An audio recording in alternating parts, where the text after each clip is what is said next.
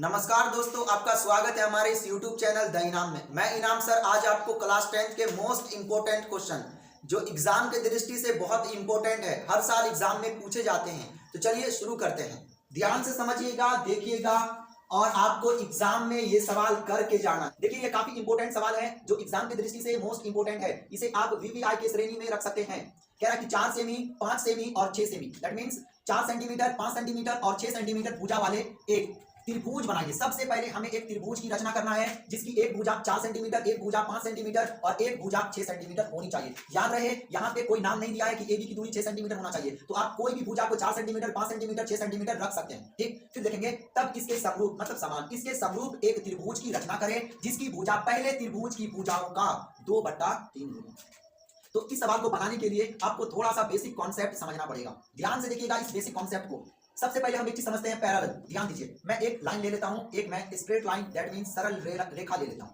मैं एक सरल रेखा ले लिया। ध्यान से देखिए, सरल रेखा लेने के बाद मैं इस प्रकार का एक रेखाखंड ले लेता हूं। ये एक रेखाखंड है, एक रेखाखंड हमने ये ले लिया। कुछ नाम दे देता हूं, मैं इसका नाम ओ दे देता हूं और यहाँ पे इसका नाम मैं टी दे देता हूं। कुछ भी रख सकते हैं आप, ओपी। ध्यान से देखिए, इसके समान दूरी पर मतलब एक समानांतर एक रेखाखंड अगर आपको खींचना है, आप कहिएगा सर इसमें क्या दिक्कत है, आप इस प्रकार से खींच दीजिए। लेकिन ये एकदम समानांतर नहीं हो सकता है। अगर हो भी गया तो एग्जामिनर नहीं मानेगा, उसके लिए कुछ सबूत देना पड़ता है, प्रूफ देना पड़ता है। तो क्या करेंगे, एकदम समानांतर हो तो उसके लिए एक नियम होता है, आपको कंपास लेना होगा। कंपास लेकर के आपको यहाँ पहले एंगल बना लेना है, यहाँ एंगल बना लेना है। याद रहे जितना दूरी आप रखेंगे कंपास का उतना ही दूरी रखना। आपको यहाँ से बनाना है, यहाँ से जो भी बिंदु से बनाना है वहां पे भी आप इस प्रकार से रख के चाप ले सकते हैं। इस प्रकार से आप उतना ही दूरी का चाप ले लीजिएगा। इस एंगल की दूरी को माप लीजिए, एंगल की दूरी को आपको ले लेना है और यहाँ से कट लगाना है। यहां से कट लगाने के बाद जो प्रतिच्छेदी होगा, जो बिंदु प्रतिच्छेद कर रहा है, वहां से इस बिंदु को इस प्रकार से मिला देना है। तो जो जाएगा एकदम बिल्कुल समानांतर जाएगा, जो जाएगा वो बिल्कुल एकदम समानांतर पैरेलल जाएगा। तो ये मैं अभी हाथ से बनाया हूं तो इस प्रकार हो गया है। मैं अब आपको डिजिटल बोर्ड के जो स्केल और कंपास है उसका इस्तेमाल मैं कर रहा हूं। ध्यान से समझिए, मैं इस प्रकार से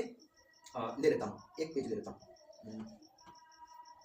एक मिनट, मैं इस प्रकार से ले लेता हूं। इसको मैं यहां से हटा देता हूं, इसको मैं यहाँ से हटा देता हूं। ध्यान से समझिएगा, ध्यान से देखना है। मैं स्केल ले लिया, ध्यान से देखिए, ये स्केल है हमारे पास, आप भी ले लीजिए। और ये रहा कंपास। स्केल और कंपास आपके पास नहीं है तो आप नहीं बना पाइएगा। याद रहे आपको स्केल और कंपास ले लेना है। ध्यान रहे स्केल और कंपास ले लेना है, आपको स्केल और कंपास ले लेना है। मैं थोड़ा सा इस पेज को आगे ले जाता हूँ ताकि दिक्कत ना हो। कहाँ चल गया भाई, आजा। यस, ये पेज रहा, ये पेज। ध्यान से देखिए, ध्यान देना आपको, ध्यान दीजिए।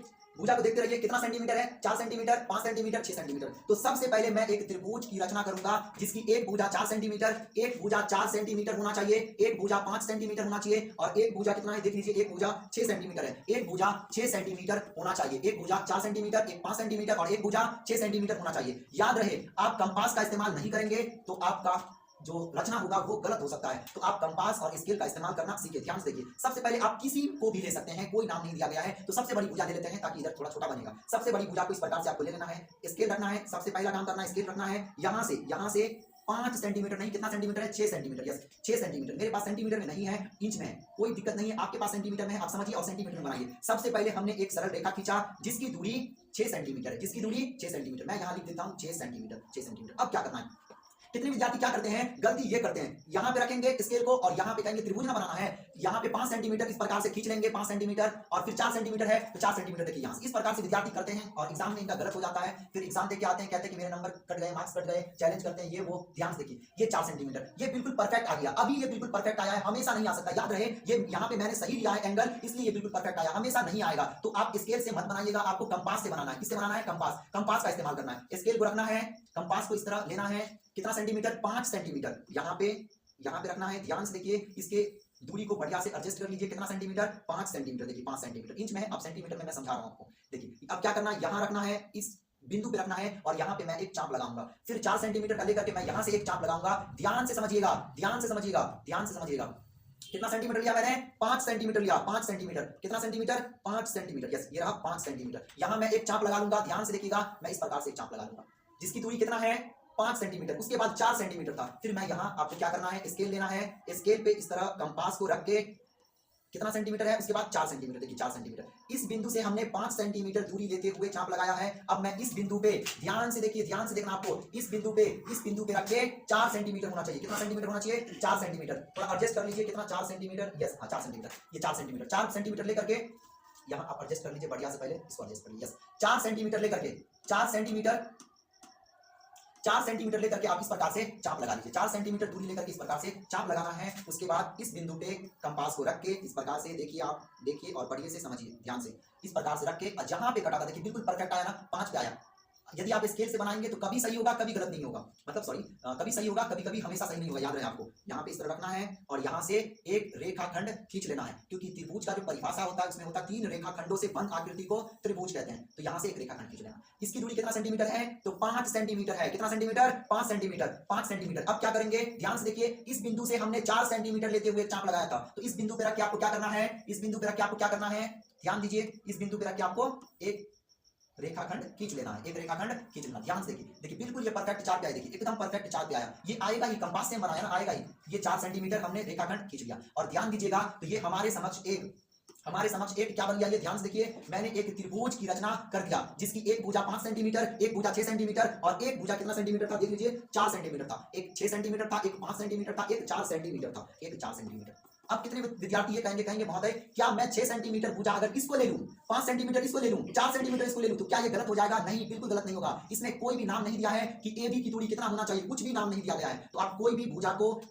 5 सेंटीमीटर, 4 सेंटीमीटर या 6 सेंटीमीटर ले सकते हैं, आगे पीछे करके कोई दिक्कत नहीं होने वाली। याद रहे, कंपास से चाप लगाना है, फिर लेना है। इसका नाम हमने ए रख दिया, इसका नाम बी रख देना है, इसका नाम सी रख देना है। अब सवाल को पढ़ेंगे, ध्यान से सवाल को पढ़ेंगे, ध्यान से देखिए, ध्यान से आपको सवाल को पढ़ना है, ध्यान से देखिए, एक सवाल को पढ़ेंगे, ध्यान से देखिए। उसके बाद 4 सेंटीमीटर, 5 सेंटीमीटर, 6 सेंटीमीटर भुजा वाले एक त्रिभुज की रचना करें। त्रिभुज बनाए, तो हमने एक त्रिभुज बना दिया, तब इसके समरूप एक त्रिभुज की रचना करें। अब क्या करना, इसके समरूप, इसके समान एक त्रिभुज की रचना करें, जिसकी भुजा पहले त्रिभुज की भुजा की 2/3 गुनी है। अब ध्यान रखना, आपको 2/3 गुनी सिर्फ ध्यान रखना है, 2/3 गुनी सिर्फ आपको ध्यान रखना है। कितनी गुनी है? 2/3 गुनी है। याद रहे आपको 2/3 गुनी है। उसके बाद क्या करना है, इसके समरूप बनाना है एक त्रिभुज। तो आपको बिंदु बी से एक न्यून कोण शीर्ष ए के विपरीत, ये शीर्ष हुआ, तो शीर्ष ए के विपरीत एक न्यून कोण बनाना है बिंदु बी से लेकर के। ध्यान रहे आपको, शीर्ष ए के विपरीत न्यून कोण बनाना है। ए इधर हुआ तो इसके विपरीत उल्टा नीचे हुआ, तो बिंदु बी पे रख के आपको एक न्यून कोण बनाना है। बिंदु बी पे रख के आपको एक न्यून कोण बनाना है। मैं थोड़ा और इसको कर लेता हूं पीछे। बिंदु बी पे रख के आपको एक न्यून कोण बनाना है। याद रहे, अगर मैं समकोण बनाऊंगा, अगर मैं सीधा एक रेखा खींच दूं, तो ये इसके समरूप नहीं बन सकता है, समस्या हो जाएगा बनाने में। इसलिए मैं न्यून कोण लूंगा। न्यून कोण 90 डिग्री से कम होती है, 89 डिग्री, 80 डिग्री, 70, 65, 50 कुछ भी ले सकते हैं आप। मैं एक न्यून कोण लिया, न्यून कोण। ध्यान से देखिए, ये लगभग 24 डिग्री है, 24 डिग्री यहाँ पे बता रहा है। अब अंदाज में लेना, आपको कोई दिक्कत नहीं है। यहाँ पे बिंदु बी पे एक न्यून कोण लेना है। अगर आप चाहे तो ये इतना भी रख सकते हैं, आप चाहे तो इतना भी रख सकते हैं। ध्यान रहे, आपको ध्यान देना है, ध्यान देना है। यहाँ पे मैं एक न्यून कोण ले लेता हूँ, यहाँ पे मैं एक न्यून कोण ले लेता हूँ। ध्यान दीजिए, यहाँ पे बिंदु बी से एक किरण खींच लेना, आपको बिंदु बी से एक किरण खींच लेना है। किरण में आप इस प्रकार से तीर का निशान लगा दीजिए। किरण जहां से जा रहा है वो दूरी तो फिक्स होता है, कहां से शुरू हो रहा है, लेकिन कहां खत्म होगा वो फिक्स नहीं होता, याद रहे आपको। तो एक किरण ले लेना, ले लिए। उसके बाद ध्यान दे, सवाल में क्या है, 2/3 गुनी है, 2/3 गुनी है, मतलब 3 भाग। सबसे पहले ये समझिए 2/3 का मतलब समझिए, 2/3 का मतलब समझिए। सबसे पहले 2/3 गुनी का मतलब होता है 3 भाग में से 2 भाग। फॉर एग्जांपल मान लीजिए कि एक रोटी है या फिर पिज्जा है, एक पिज्जा है, उसके 3 खंड करना है, 3 खंड, 1 2 3, और उसमें ऊपर में 2 है तो 2 खंड हो जाएगा। तो 3/2 का मतलब हुआ 3 टुकड़े में से 2 टुकड़ा, 3 भाग में से 2 भाग। याद रहे आपको। तो ज्यादा हाईएस्ट भाग कितना टुकड़ा है, तो 3 टुकड़ा है। तो मैं यहाँ पे इस किरण को 3 भागों में, समान 3 भागों में बांटना है। तो इसके लिए आपको कंपास लेना पड़ेगा, इसके लिए आपको कंपास का इस्तेमाल करना पड़ेगा। ध्यान रहे, बिंदु बी पे रखना है, बिंदु बी पे रखना है, और इसका दूरी कुछ भी ले सकते हैं आप, ये फिक्स नहीं है। ये आप चाहे तो थोड़ा ज्यादा बड़ा ले सकते हैं, कम ले सकते हैं, जिस हिसाब से। अगर ये 7 8 रहता बट्टा के नीचे तो हम छोटा लेते, क्योंकि 7 8 आना भी चाहिए। यहाँ पे 3 ही है, इसलिए मैं ठीक ठाक लूंगा। यहाँ पे इस तरह करके 3 भागों में, 3 समान भागों में बांटना। याद रहे, इसके बीच का जो डिस्टेंस रहेगा वो उसे मैं चेंज नहीं करूंगा। याद रहे, इस प्रकार से मैं एक यहाँ पे चाप ले लेता हूँ। ध्यान से बिंदु बी पे ध्यान दीजिए, नहीं तो थोड़ा भी ध्यान नहीं दीजिएगा, सावधानी हटी और दुर्घटना घटी। ये कंस्ट्रक्शन है, ये रचना है, इसमें पूरा ध्यान देना पड़ेगा, पूरा फोकस करना पड़ेगा आपको। बिंदु बी पे रख के हमने एक चाप बना लिया। जितना दूरी है, ध्यान से समझिए, जितना दूरी है उतना ही दूरी रखना है, और फिर यहाँ पे एक चाप बना लेना। देखिए, फिर जितना दूरी है उतना ही दूरी रखना, यहाँ पे रखना है, इसको यहाँ पे रखना है, और यहाँ पे एक चाप लगा लेना। ज्यादा से ज्यादा कितना होना चाहिए, बट्टा के नीचे 3 है तो 3 होना चाहिए, 3। अब ध्यान से देखिए, हमने ये जो किरण निकाला है बिंदु बी से निकाला है, तो इसमें समान जो टुकड़ा किया हमने, 3 टुकड़ा किया है। तो जब ये बी होगा तो इसका नाम आप रख देंगे B1। क्या रखेंगे, B1। इसका नाम फिर क्या हो जाएगा, B2, बिल्कुल सही, और इसका नाम रख दीजिएगा आप B3। ध्यान से, अब क्या करना है, ध्यान दीजिए आप, अब क्या करना है, 2/3 है, कितना है, 2/3, बट्टा के नीचे 3 है, कितना है, बट्टा के नीचे 3 है। तो अब क्या करना है, B3 को C से मिलाना है, B3 को C से मिलाना है। तो इस तरह आप स्केल इस तरह ले सकते हैं, स्केल का इस्तेमाल कर सकते हैं। मैं बिना स्केल के इस्तेमाल के भी कर सकता हूं, इस तरह स्केल आप रख सकते हैं। स्केल ले सकते हैं। स्केल को इस तरह रखना है, किससे मिलाना, बट्टा के नीचे क्या है 3, अगर 5 रहता तो 5 खंड करते और 5 से C को मिलाते। बट्टा के नीचे 3 है तो मैं 3 से मिलाऊंगा, किससे मिलाना है 3 से। B3 को C से मिलाना, इस बिंदु C से मिलाना है, C से मिलाना है इस तरह। ध्यान दीजिए B3 को किससे मिलाना है, C से मिलाना है, B3 को C से मिलाना। देखिए हमने B3 को C से मिलाया, B3 को C से मिलाया, B3 को C से मिलाया। ध्यान से देखिए मैंने B3 को C से मिलाया, क्यों, क्योंकि बट्टा के नीचे 3 था तो B3 को C से मिलाया। अब देखेंगे तो बट्टा के ऊपर 2 है, अंदर में इधर 2 भाग करना है, बाहर में 1 भाग रखना है। तो अब B2 पे आना है, बट्टा के ऊपर 2 है तो B2 पे, देखिए B2 कहां पे है, B1 B2, यहां पे B2। अब क्या करना है, ध्यान से समझिए B2 के, अब ध्यान से जिस तरह मैंने B3 से C पे मिलाया है, इसके पैरेलल, इसके समांतर, क्लास के सॉरी वीडियो के शुरू में मैंने यही समझाया था कि इसके समांतर मैं कैसे बना सकता हूं। तो इसके लिए आपको कंपास लेना पड़ेगा,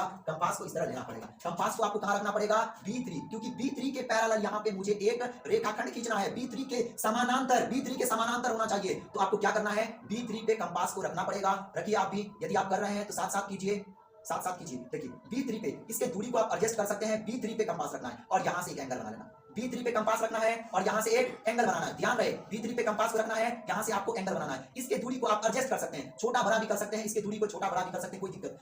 कितने विद्यार्थी ऐसे सोचते हैं कि सर इतना ले लेंगे, ज्यादा हो जाएगा, कम हो जाएगा, दिक्कत होगा, बिल्कुल दिक्कत नहीं होगा। आप कम ज्यादा भी कर सकते हैं, आप कम ज्यादा भी कर सकते हैं। मैंने यहां तक ले लिया, देखिए यहां तक ले लिया था, ध्यान से देखिए, और इस तरह हमने बना लिया, एक एंगल बना लिया। ध्यान से देखिए यहां पे रख के मैंने एक एंगल बना लिया। जितना दूरी है उतना ही दूरी कहां रखेंगे, B2 पे, क्योंकि बट्टा के ऊपर 2 है। B3 के समानांतर एक रेखाखंड खींचना है तो B2 पे रखना है और इस प्रकार से एक चाप ले लेना। ध्यान दीजिए, चाप ले लेना, ले लिए, एक चाप ले लेना, ले लिए।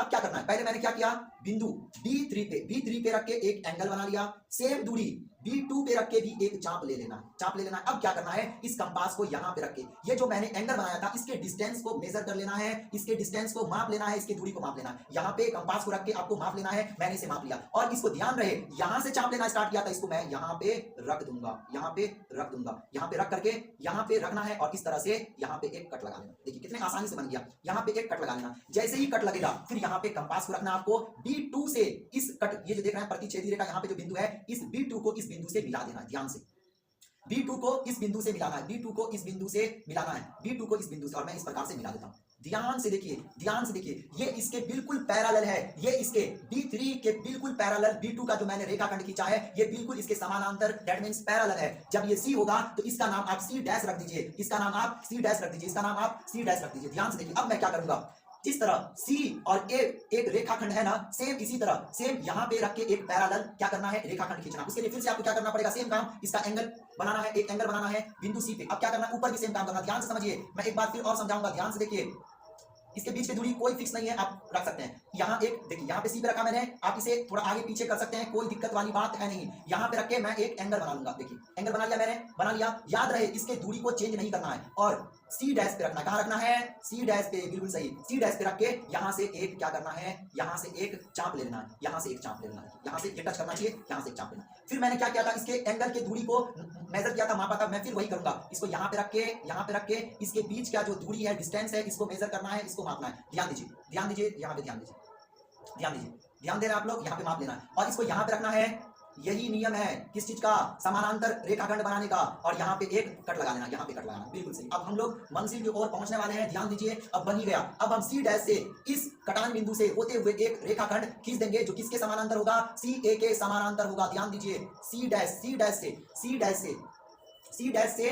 इस तरह, C डैश से, देखिए यहाँ से C डैश से, थोड़ा मैं ये कर लेता हूँ आगे पीछे, ये बस, यस, यहाँ से एक रेखाखंड खींच लेना, यस। देखिए यहाँ से एक रेखाखंड, अब देखिए आपका कंस्ट्रक्शन लगभग तैयार हो गया। मैं इसे थोड़ा सा मिटा देता हूँ, ध्यान दीजिए आप, ध्यान दीजिए आप इधर, ध्यान दीजिए, ध्यान देना आपको। इस जब ये C था, ये नया वाला बना तो ये C डैश, सेम चीज। जब ये A है तो ये बनेगा A डैश, क्या बनेगा, A डैश। अब ध्यान दीजिए, सवाल में कह रहा था कि जो आप त्रिभुज की रचना कर रहे हैं, मैंने त्रिभुज ABC बनाया था, उसके समरूप ही एक त्रिभुज मैंने बनाया जो कितना है, 2/3 गुनी है। इसका 2 भाग, एक भाग 2 भाग अंदर है, एक भाग बाहर है। तो यही चीज है, ध्यान देना आपको। मैंने एक समरूप त्रिभुज की रचना कर लिया है। अब मैं रचना के चरण लिखने वाला हूं। इस प्रकार से आप एग्जाम में बनाते हैं तो आपका 1 नंबर भी कहीं, सॉरी 5 नंबर भी कहीं नहीं जाने वाला। ये 5 नंबर में 5 मार्क्स में पूछे जाते हैं, 5 मार्क्स में पूछे जाते हैं, याद रहे आपको। तो चलिए ये याद रखिएगा। अब रचना के चरण में लिख लेता हूं। मैंने जो जो किया है वो लिखना है रचना के चरण में। इस प्रकार से मैं थोड़ा आगे कर लेता हूं, इसको मैं हटा देता हूं, यस। ध्यान दीजिए, ध्यान दीजिए। अब मैं लिखूंगा रचना के चरण, मैं लिखूंगा रचना के चरण। ध्यान दीजिए, थोड़ा सा मैं कलर, एक मिनट समझ लीजिएगा, यस। ध्यान दीजिए, अब मैं लिखूंगा रचना के चरण। इस तरह आपको लिखना है रचना के चरण, रचना के चरण, रचना के चरण, रचना के चरण। और एक नंबर देना। सबसे पहले मैंने क्या किया था, ध्यान से देखिए, सबसे पहले मैंने क्या किया है, तो एक बी सी रेखाखंड बनाया, बीसी रेखाखंड बनाया जिसकी दूरी 6 सेंटीमीटर, फिर ए बी रेखाखंड जिसकी दूरी 5 सेंटीमीटर, ए और सी रेखाखंड जिसकी दूरी 4 सेंटीमीटर। तो मैं इस तरह लिख दूंगा, डायरेक्ट लिख देना आपको, ए बी बराबर 5 सेंटीमीटर, बी सी बराबर 6 सेंटीमीटर, ए सी बराबर कितना सेंटीमीटर है, 4 सेंटीमीटर। देखिए मैं कर रहा हूं ध्यान से। ए बी बराबर कितना सेंटीमीटर था, देख लीजिए, 6 5 4, यस देखिए, ए बी बराबर 6 सेंटीमीटर, बी सी बराबर सॉरी एक मिनट सॉरी एक मिनट, यहां थोड़ा देख लीजिए, ए बी बराबर 5 सेंटीमीटर और बी सी बराबर 6 सेंटीमीटर। एक मिनट दीजिएगा, एक मिनट ध्यान से देखना, आपको अलग पेज लेना पड़ रहा है इसलिए ऐसा हो रहा है, ध्यान दीजिएगा। ए बी बराबर 5 सेंटीमीटर और बी सी बराबर 6 सेंटीमीटर और ए सी बराबर कितना सेंटीमीटर है, 4 सेंटीमीटर। लंबा रेखाखंड खींचा। सबसे पहला लाइन में, चरण में आपको लिखना है, ए बी बराबर 5 सेंटीमीटर, बी सी बराबर 6 सेंटीमीटर और ए सी बराबर 4 सेंटीमीटर, लंबा रेखाखंड खींचा। रचना के दूसरे चरण में देखिए, रचना के दूसरे चरण में देखना आपको, अब मैंने बिंदु बी से एक किरण खींचा है और इस पे समान दूरी पे हमने चाप लगाया है, समान दूरी पे, याद रहे आपको। तो B1 पे रख के ध्यान रहे आपको, B पे रख के B1 बनाया, फिर B1 पे रख के B2 बनाया, B2 पे रख के B3 बनाया। तो वही चीज आपको लिखना है रचना के दूसरे चरण में, आपको लिखना है इस तरह लिखना है, बिंदु B से समान दूरी, या फिर पर भी लिख सकते हैं आप, बिंदु B या फिर से का इस्तेमाल कर सकते हैं, बिंदु B से समान दूरी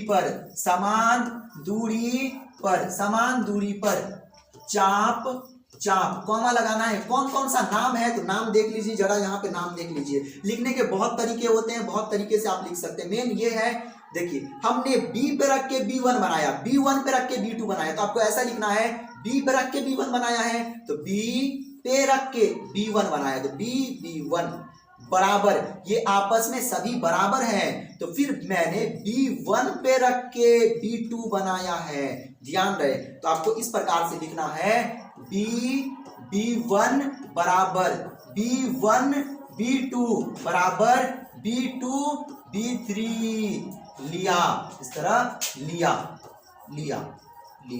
बस। रचना के तीसरे चरण में देख लीजिए, देखिए फिर मैंने क्या किया, आपको ज्यादा कुछ लिखना नहीं है, लिखने के लिए 7-8 लाइन में लिख सकता हूं, लेकिन लिखना नहीं है, 3 से 4 इनफ रहेगा, काफी रहेगा। अब लास्ट का ध्यान से देखिए, क्या करना है, B3C के पैरेलल कौन है, तो B2C डैश है, बस अब यही लिखना है, B3C लिखना है आपको, B3C पैरेलल समानांतर कौन है, ध्यान से दीजिए, B3C के समानांतर कौन है, तो B2C डैश कौन है, B2C डैश है, तथा और देख लीजिए और कौन है, इधर देख लीजिए, इधर देखिए ध्यान से, ये इसके समानांतर है, सेम वही चीज ना, इसके समानांतर ये रेखाखंड है, तो CA parallel C dash A dash, तो CA लिखेंगे, CA इस तरह लिखना आपको। फिर लिखना है CA parallel C dash A dash है। अब लास्ट का लिखना आपको, लास्ट में लिखना इस प्रकार समरूप त्रिभुज की रचना हो गई, रचना हुई और यहाँ पे आपका कंप्लीट हो जाएगा। यदि आप इस प्रकार बनाते हैं तो आपका 5 नंबर कहीं नहीं जाएगा, आपको पूरे फुल मार्क्स मिलेंगे। याद रहे, ये बहुत इंपॉर्टेंट है, इसे आप VVI के लिस्ट में रख सकते हैं, तो आपको ये वीडियो कैसा लगा आप हमें कमेंट करके बताइए। अगर आपको इस टॉपिक पे या फिर जो बिहार बोर्ड मैट्रिक परीक्षा 2025 के टॉपिक पे कोई भी और वीडियो चाहिए, किस चैप्टर से चाहिए, किस टॉपिक से चाहिए, उसके लिए आप कमेंट कर सकते हैं। ऑल द बेस्ट, आपका दिन शुभ हो।